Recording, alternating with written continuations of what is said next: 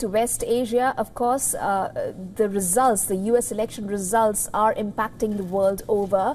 Let's, however, talk about West Asia right now, where Israeli Prime Minister Benjamin Netanyahu was among the first global leaders to congratulate Donald Trump after he all but won the US elections.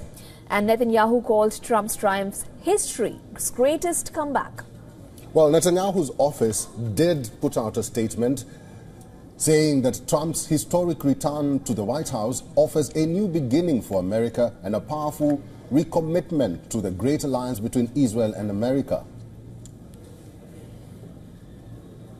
יום חמישי היום, כ"ט בתשרי התשפ"ה. הם טרמיננטים באופי שלהם, אבל ככל שהתרחישים החיוביים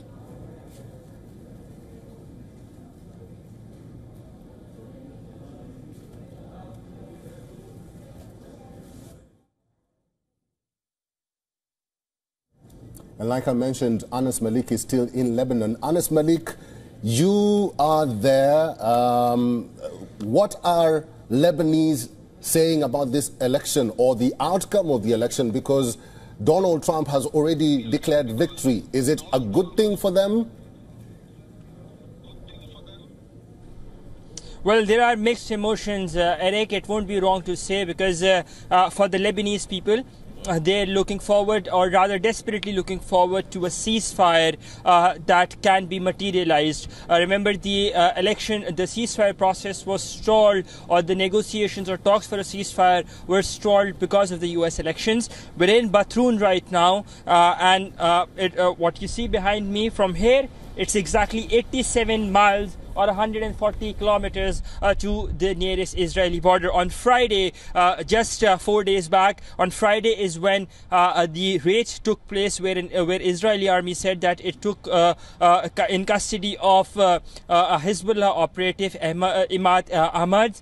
That's what they said. And I'll just get aside for the benefit of our viewers. This is the house that the Israeli army said that where Imad Ahmad was, and this is the house where they took him from custody. Now, what is also pertinent to mention is the fact that the Lebanese government have officially lodged a protest at the United Nations Security Council, saying that this was a violation of territorial integrity and sovereignty of Lebanon.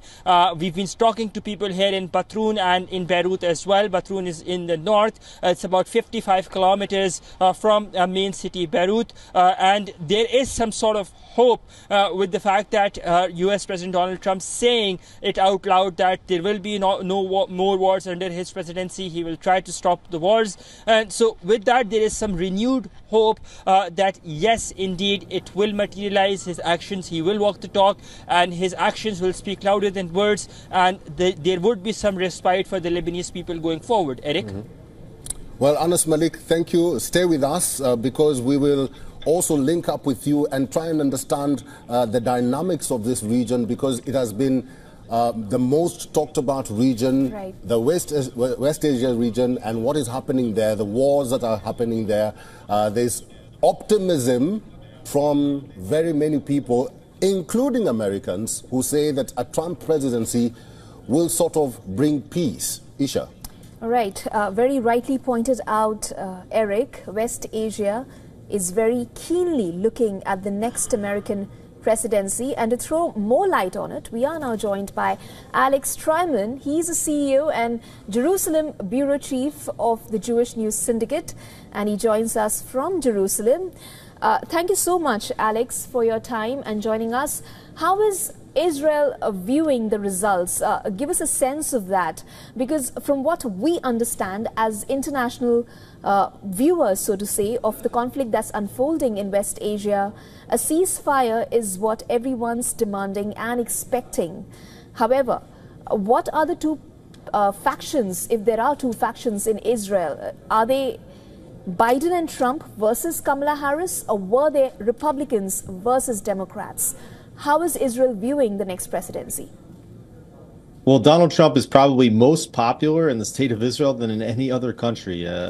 Exit polling before the election showed that more than 2/3, even almost 3/4 of Israelis preferred a Trump presidency to a Harris presidency. There's a great feeling here that Netanyahu will return to working very well with the U.S. president. Trump and Netanyahu worked very well during those 4 years, which included many great accomplishments for Israel, and also was one of the quietest periods in Israel in terms of terrorism.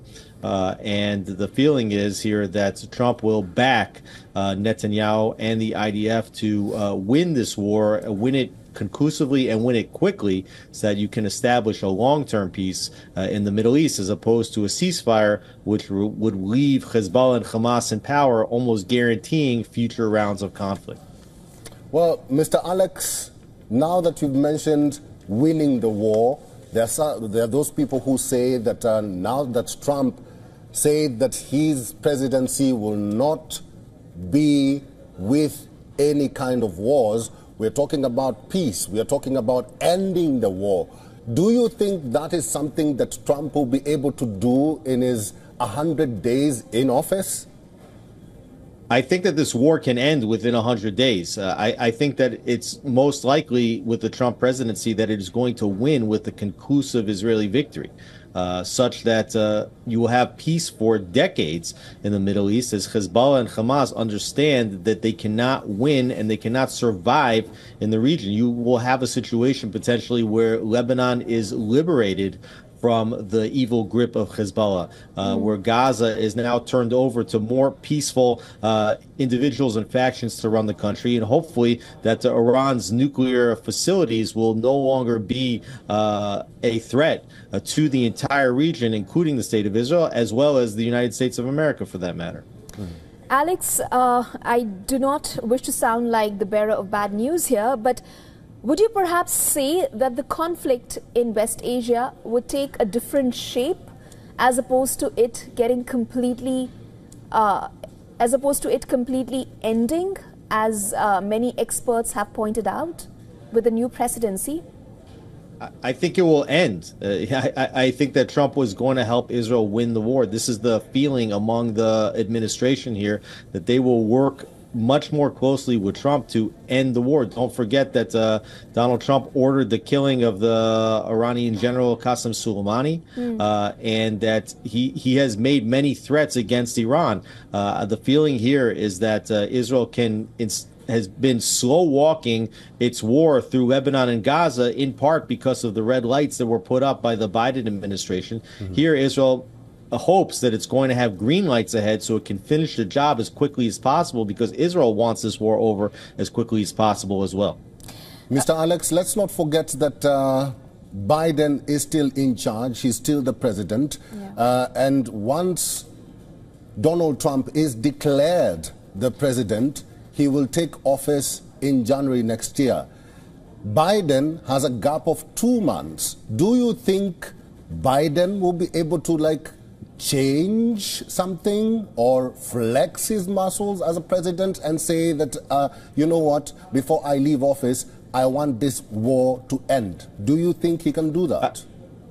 I actually think that the situation is going to get much more dangerous in the next 2 months for Israel. Iran, looking at a Trump presidency, understands that the penalties for attacking Israel could be much greater if they attack while Trump is the president. They may be looking at this window of 2 months to try to hit Israel with everything that they can do before Trump takes office. Also, I think that this is a period where the Biden administration could allow many resolutions to pass in the UN, particularly at the Security Council, and you might see rulings against Israel in the International Criminal Court and the International Court of Justice, because they also understand that there's a short window of opportunity to pass these things before the U.S. will put major pressure on them not to do so come January. Alex, you spoke of the killing of Qasem Soleimani under previous Trump presidency, and you juxtaposed it with the ending of the war, or as you call it, winning the war. How do we look at the ceasefire talks now? I don't think that ceasefire talks are going to progress with much, with any certainty or breakthrough in the next period. I think that you see now with Israel firing the defense minister last night.